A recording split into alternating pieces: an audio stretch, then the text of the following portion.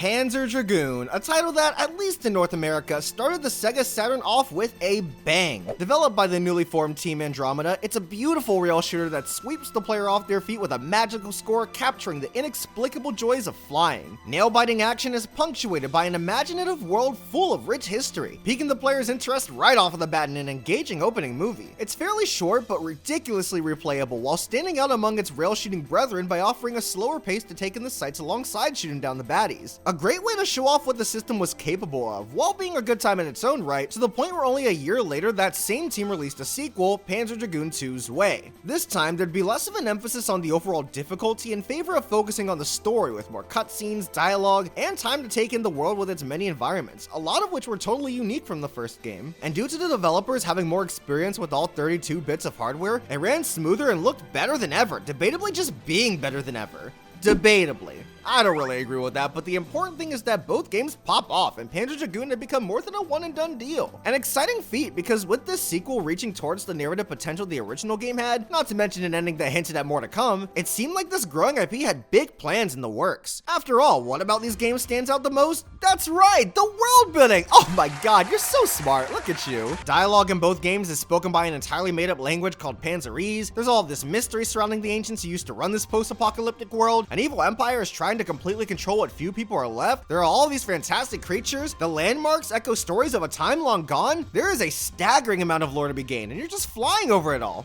It's fun, don't get me wrong, but anyone playing this game will very easily grow an intense desire to traverse this foreign land at a slower pace, in an effort to understand what it all means, how it all came to become like this. A sentiment critics made known even way back then, and one the team behind these games had all the intention of delving into just following the first game. Good thing too, because as most Sega game origin stories go, the one we'll be talking about today began in response to another title. Team Andromeda was tasked with developing an RPG for the Saturn in order to compete with the recently announced Final Fantasy VII, which even back then was a hell of an ask. After Final Fantasy II laid the foundation for how involved an RPG story could really be, with Final Fantasy III then taking everything a step further all in the previous generation, just the thought of another entry in that franchise making the jump to 3D was enough to send fans' hype levels into overdrive. How in the world was Sega supposed to compete with that? Well, they had better find a way. The Saturn and PlayStation were in a battle for the market's attention, and things weren't looking too hot for the former. As if all of this wasn't pressure enough, Team Andromeda made the decision to split its staff so that one team could work on Zwei, with the other working on this RPG. An RPG that would give players of the first game exactly what they wanted, a chance to explore this wondrous world at a comfortable pace with a captivating story motivating them to see it through. Fortunately, Sega had the foresight to realize that the RPG team needed more developers than the one working on Zwei, but even still, development was ridiculously taxing for everyone involved. Tons of delays and even more internal disagreements made for an awfully rough working period, but at the end of this pitch black tunnel was a light referred to as Panzer Dragoon Saga. The labor of legitimate blood, sweat, and tears, this would be one of the last Saturn games as well as one of the biggest, finally hitting store shelves in 1998. After everything, all of the craziness behind the scenes, unreasonable expectations, and poor management, it was done, it was available,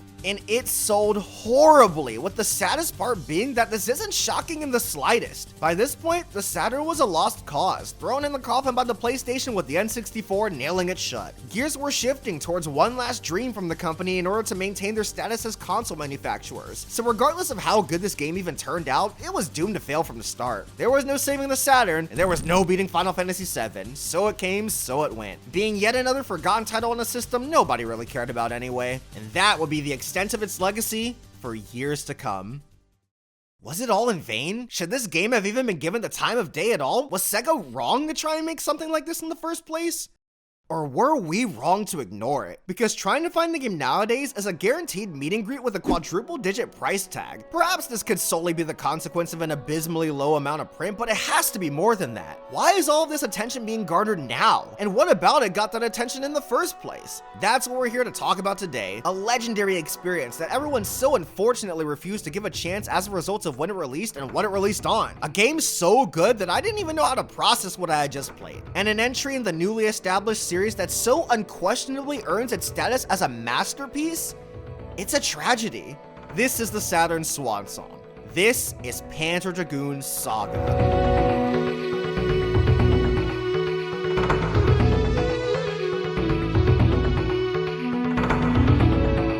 Even as a launch title, Panzer Dragoon was a very impressive looking game. Traveling through all of these 3D environments in the skies on top of some sound art direction is a formula for success. And while the low poly 3D look is somewhat of an acquired taste, I'll have you know that I acquired that taste. I adore the early years of 3D gaming, with the N64, PlayStation, and yes, the Saturn, all having visuals that'll never age in my eyes. That said, this game maintains the good old classic crunchy look, while polishing itself to be even the slightest step up. The frame rate is smoother, colors are richer, and even the draw distance seems to be improved. It's still not great by all means, but not only does it somewhat fit within this game and its intended atmosphere, you also have a handy little corner map to be notified of any interactable objects coming into view. I like to turn these off whenever I can, but it was helpful here, so I didn't mind it. Not like I had a choice, but semantics, get off my back! And get on my Patreon instead, link in the description.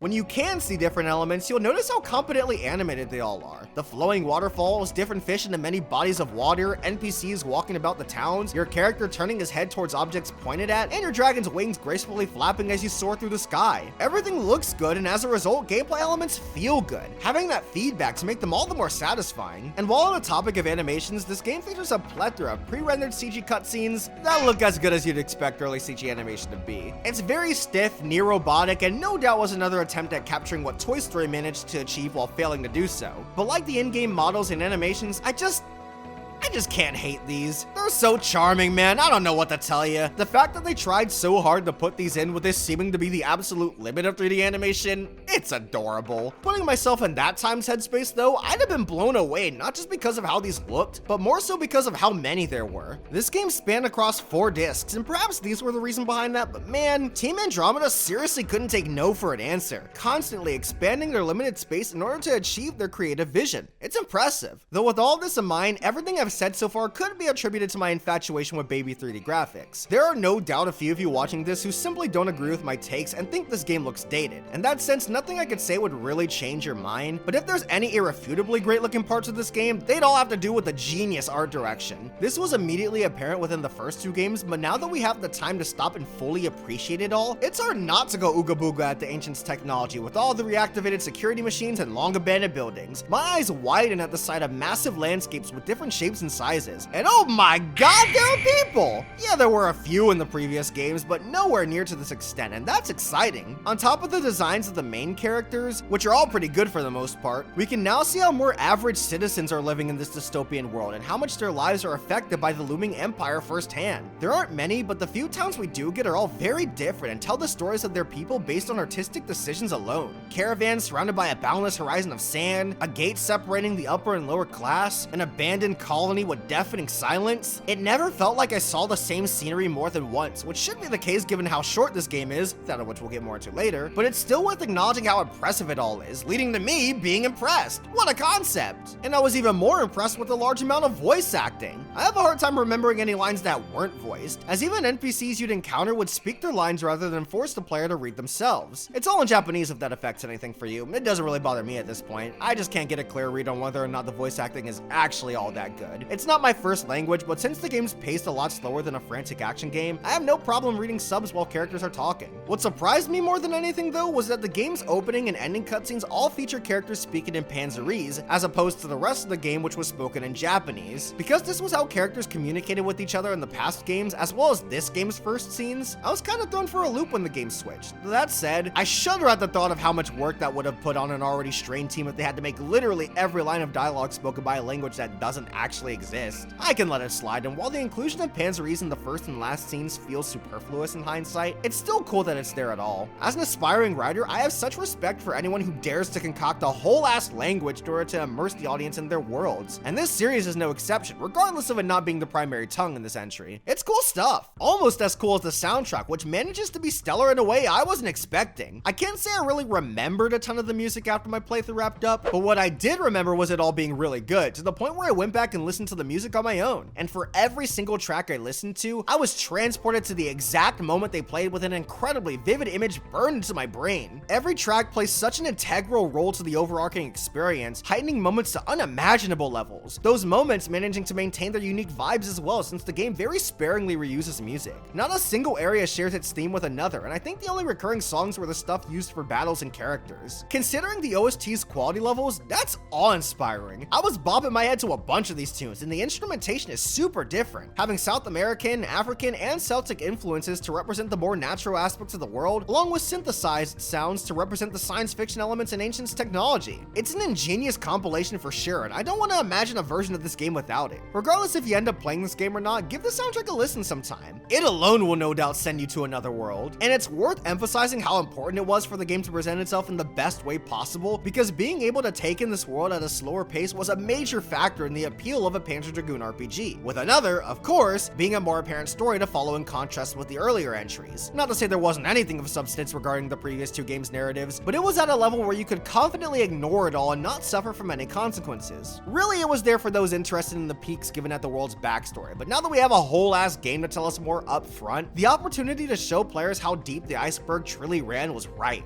And speaking as someone who played these games in order, I was more than ready to dig in. So let's get into it already. I mean, what even is the Panzer Dragoon Saga? The star of our story this time around is you. Just kidding. It actually stars a mercenary named Edge who's been hired by the Empire along with a few others to guard an excavation site filled with tons of relics from the time the ancients walked the planet. One day all seems normal until a scuffle with a monster leads to the discovery of a girl buried in these ruins. A bit strange, but as soon as word gets out, the site is attacked by the Empire's Black Fleet, the girl is retrieved, and everyone there is shot dead, including our boy Edge. Miraculously, he survives, but if the Empire can't kill him, then surely these monsters whose home he fell into will. That is, of course, not considering the fact that he has protagonist plot armor and is now saved by a dragon who deems Edge worthy of being his rider, helping our boy fly out as he swears to take revenge on the Black Fleet's leader, Kramen. Not just for trying to kill him, but to avenge all of his mercenary friends who weren't so fortunate to make it out. So at a glance, it looks like we have ourselves a simple revenge quest, but like many other RPGs that start off in this way, things become much more complicated, and the bigger picture makes the personal journey that kicked it off feel so minuscule in comparison. Not to say I wasn't invested in what was happening from the get-go, far from it. Edge actually ended up being one of those protagonists I was very in sync with. Despite the game making it very much apparent that there was a lot more going on outside of the quest to kill Kramen from the beginning, both of us were tunnel vision. Screw Kramen! The Empire's got us out here working for them, and now they're disposing of us after they got what they wanted? They gotta go! But the further along things got and the more time we were able to clear our heads, the two of us realized how much more was at stake and what objectives truly deserved to be a priority. And once everything was said and done, whoo mama, this narrative was one for the books! One I couldn't stop trying to figure out either. It's so artsy and experimental, written in a way that never goes quite where you're expecting, but remaining in line with the ideas presented from the beginning. There was a clear roadmap, and it's so intelligent the whole way through. Especially after that ending, I just sat there in awe while the gears in my brain were turning like crazy. My mind has been racing ever since that first playthrough, and an attempt to unravel each scene because they're all done with such intent and purpose, constantly begging the question, what does it mean? And there's always an answer. There's so much this game talks about, like the fulfillment of revenge or lack thereof, what it means to have free will, the passage of fate, and the desperate struggle to defy it. I'm sure that all of this just scratches the surface, and I'd love to dig into every narrative beat more than I have already sometime in the future. All of which being especially mind-boggling when you remember how short the game is. It only took me around 13 hours to beat this, with that timer feeling even shorter when you're actively playing the game. I couldn't put it down, with the recording sessions eventually being the entirety of a disc because I was that hooked. Events are borderline forced to happen left and right as a result of the limited runtime, but things never felt rushed. At least they didn't for the most part. I will confess that the final disc may have gone by just the slightest bit too quickly, but perhaps that's because I was frustrated the game was ending in the first place. If my selfish desire for more is the biggest flaw I can come up with, I think you're probably doing something right, and believe me, that is definitely my biggest and perhaps only complaint. A complaint which in reality only leads to more positives, like the overall density and the replayable nature this short runtime lends itself to. More on that later, stay tuned. For real, I am loving how many of Sega's RPGs know when to get things going. A 60-hour journey is nice every now and then, but shorter, denser, more tightly packed RPGs like this are making me fall in love with the genre all over again, especially in a time where developers feel this strong impulse to make all of their game 200 billion hours or whatever. Although that's probably as a result of our current gaming generation's lack of appreciation for replay value, forcing companies to arbitrarily extend their game's lifespan since God forbid anyone play the same game more than once. But anyway, the runtime wasn't the only thing kept intentionally short, because our cast this time around is incredibly small. In fact, the game doesn't even give you a real party party. Sure, you'll have a guest fly on your dragon's back with you every now and then, but they offer next to no contribution to the battlefield and are really there for some additional dialogue. This adventure features Edge and his pet dragon, with side characters mainly doing their own thing, and as much as I didn't think I was gonna like this approach, I was surprised by how down I was for it all. I'm very much a characters first kind of guy when it comes to storytelling, so it took a bit of adjusting with this title since it's more of a focus on world building and the plot itself, but I'm happy to report that what few characters we did get were all more than enough to satisfy me. Gash and Pyatt were a great mentor and hype man respectively, all having very interesting things to say in relationships with a few of the other minor characters, but Azal and Kramen were next level. The latter's a really damn good villain, and I was surprised with the presence he held every time he popped up and how much his dialogue impacted me, whether that be in a frustrating sense or an intriguing one. Then there's Azal, aka the best character in the game. She in particular got me to think about a lot of the game's themes and had tons of lore surrounding her, which was cool to delve into. Doesn't help that she's another badass dragon rider and acting as a rival character more on your level who you fight a couple of times within the game. All great battles, by the way, but let's not get ahead of ourselves. Because above all, these characters act as more great windows into the game's world, and after getting to take my time with it in this RPG as opposed to the classic rail shooters, God, it's a great one. The ever-present clash of the ancients' technology with the world's nature, the Empire's territory emphasizing their tight grasp on what's left of the world, the few towns holding on for dear life caught in between everyone. It's all so beautiful and emotional on so many levels, and I loved being able to take it all in at my own pace. You travel to a lot of locations from the past games, as well as new ones, and my only problem here is the same one I have with the general plot as a whole. I wanted more. It's all so riveting, damn it, I want so much more! But again, this probably is a good thing, because I doubt this game's world will be on my mind as much if I were spoon-fed so many answers. I should be left to ponder what else lies beneath the surface, and I should not be shown every last bit of land that rests beyond the horizon. The portion sizes are supposed to be small, because then I'll be kept wanting. I'll keep thinking of the taste it left in my mouth for as short of a time as it was there. The game recognizes this fact, and I'm all the happier for it, so sorry if I can't help but be a little frustrated in response to how good it all is. Can you see now why I was so hooked? I had to force myself to take breaks, because that's how deep the game had its claws in me. I quite literally couldn't put it down, and this is coming from a guy who loves to remind you all that he's a gameplay over story dude. For as much fun as I was having playing the game, I couldn't wait to put the controller down, because that meant more fascinating conversations and additional opportunities to learn about the world and its past. This has become one of my new favorite stories within the industry. The 13 hours I spent playing this game had next level storytelling, and I can't believe how much it stuck with me all this time later when taking all of my personal tastes into consideration. I'd like to think that's saying something anyway. Now as for that gameplay, exploration's about what you'd expect. It's pretty hard to mess up walking, especially coming from someone who doesn't mind tank controls, with this game's flight controls falling in line as well. It feels smooth as butter, with just the feeling of cutting through the air being as satisfying as you could imagine. It was very easy to get down with the game's demands, and I never had any camera issues either. As for the areas you'll be flying or walking through, it's interesting because besides its towns, the land isn't laid out in your typical fashion. Instead of a traversable world map with dungeons to discover, you have a point-and-click map where you choose to go to one of the game's many segments. In a way, this replicates the original game's stage-by-stage progression, and while I prefer the traditional overworld, towns, and dungeon format of organizing major locations, I don't mind this at all. I actually used to be strongly against overworlds design like this, but over the years, I've come to the mindset that so long as the locations you quick hop to are interesting on their own, then I'm fine with it. And thankfully that proves to be the case, as different areas, I guess we could call them levels, are all designed in fairly intricate ways. Most of them will have like puzzles for you to solve, or interesting layouts that make the journey through them memorable, meaning despite the simplified manner of organization, they end up being satiating regions to overcome while never overstaying their welcome. Though to be fair, I don't think anyone was too concerned about these. The real question was what the battle system was gonna look like. It had to be one that reflected this game's rail shooting roots, while maybe including some of the defining mechanics those games house, like the lock-on aiming, or maybe even the dragon upgrading system in Zwei.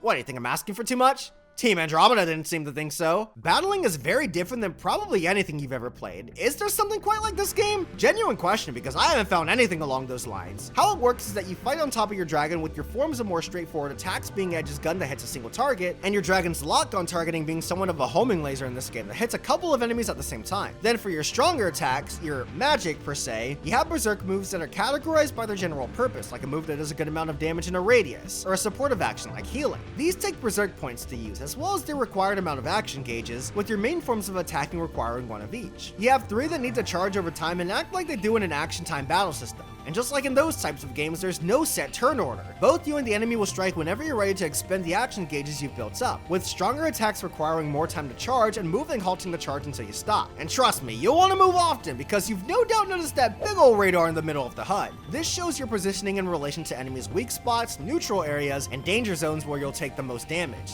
Where you you attack and the spots you choose to take a breath in order to charge up your next strike are crucial elements to the game that'll be the difference between failure and victory. And on its own, this changes what would have been a typical action time battle system, that of which is already one of my favorite approaches to combat in an RPG, into something totally unique that further blurs the line between turn-based and real-time. Something with a surprising amount of depth, too. Chaining the gun and homing laser without having to pull up the menu rewards the player for saving up their actions, really laying the smackdown on enemies without having to rely on berserk spells. But even then, those tend to be the better options depending on the situation. There's a lot of quick thinking in terms of piecing together what the best option is, as I found myself never relying on one overpowered strategy throughout my playthrough. And even the act of moving never had one answer. Making a break for the green section wasn't always the most efficient way to win, because sometimes enemy weak spots would require me to get in the line of fire and quickly take them down before they do the same to me. Bosses especially were constantly shifting which areas were safe and which ones weren't, making for frantic dances with battle tempo teetering back and forth. The mind games of when to move and when to hold your ground were kicked to 11, with that in particular being one of the biggest sources of strategy.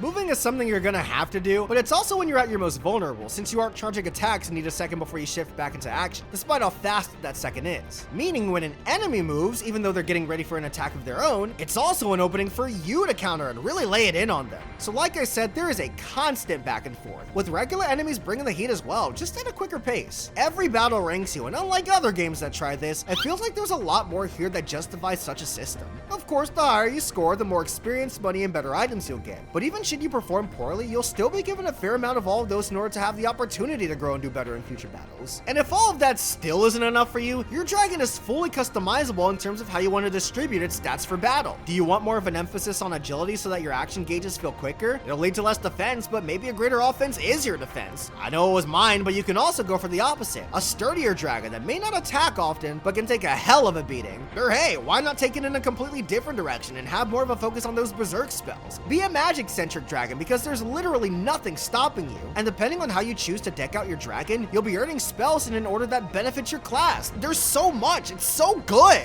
With all this, by the way, being in service of making your playthrough unique. You'll be upgrading and trying out different styles, but what about mixing it up next time? The game's hella short, and like I said, there's no one right answer. Trying out different dragon classes and seeing all of the spells you never got or tried, as well as reaching the evolution levels you might not have reached, all add layers upon layers of replay value. It's to the point where the game has a final score sheet at the end of a run, letting you know all the stuff you got or missed out on, along with the final title ring just like the previous games. I actually love it when a game ranks me upon completion, especially when it's reasonably short to where I'd say to myself, I could beat that, and actually try to. Like, don't throw this at the end of a crazy long odyssey, put it at the end of something short. Well. Looks like the short length has found another positive ramification. Suddenly every battle matters. Combing the world and occasionally backtracking to places you have no real reason to becomes justifiable. Taking your time and not always chasing the next story objective, as hard as that may be, ends up becoming worth the effort because every last inch of this game has some sort of depth for you. There's always something to do, with the idea of any dull moments being nothing but a myth. And getting pulled into a random counter is never under any circumstance met with a negative reaction. I didn't run from a single fight, and to be honest, the thought never even crossed my mind. They were quick and painless, and even when they lasted a little longer, I was in for the ride. The translation from rail shooting to turn-based combat was absolutely seamless, as if this was the roadmap since day one. It's so good. It's all so good, man. Everything about this game is so good. Dare I say too good. It didn't need to be like this, and I wonder if Team Andromeda had the foresight to know that going up against the legend to be Final Fantasy VII was a losing battle from the idea alone. There really wasn't a need to try so hard, but they did, and it shows in every last avenue. The world was fully realized. The system's graphical capabilities were pushed way beyond the limit to the point where 4 discs were a requirement to contain it all. And the gameplay perfectly translated the original rail shooter's entire identity into a combat system never seen before or since. It wasn't all just unique, it was all solid, incredibly so. But because it came out on the Saturn, nobody cared. Because it wasn't some big name franchise, nobody gave it a shot. And because Sega gave up on it mid-release, barely anyone had the possibility of caring, the chance to give it a shot. And this is the part where I remind you all that my videos are not made for kids, because the fact that a game this good failed this much and only now is getting the time in the spotlight it deserved years ago, to the point where no reasonable human can even play it, no joke, pisses me the Fuck off! I have never experienced a game so screwed over by time in literally every way imaginable, failing to get on anyone's radar in its earlier years, and only just ending up behind the scope now that there's an immovable paywall. A notion that's so unbelievably frustrating because this game doesn't deserve that. It pushed limits like you wouldn't believe, told a story that boggles the mind and gets you thinking, so on and so forth. I can clearly go on for longer than I already have, but what's the point? You can't play it, y'all didn't want to, and now that you do, it's too late. The few copies floating around aren't gonna get bought by anyone who will appreciate the game for what it is. It's a trophy and nothing less. And if you're thinking of just waiting for a re-release, hate to say it, bub, but you're out of luck. Sega lost the source code for this game, meaning if it were to ever come out again, it'd have to be done from the ground up, and at that point, it's an entirely different game. This is quite literally lost to time forever. And the fact that it wasn't appreciated from the get-go, the fact that it can't be appreciated nowadays, and above all, the fact that a game Team Andromeda nearly killed themselves to make continues to fall under the level it so rightfully deserves to be at, is bullshit. Maybe it was all in vain. Maybe this game shouldn't have been given the time of day. Maybe Sega was wrong to try and make something like this in the first place.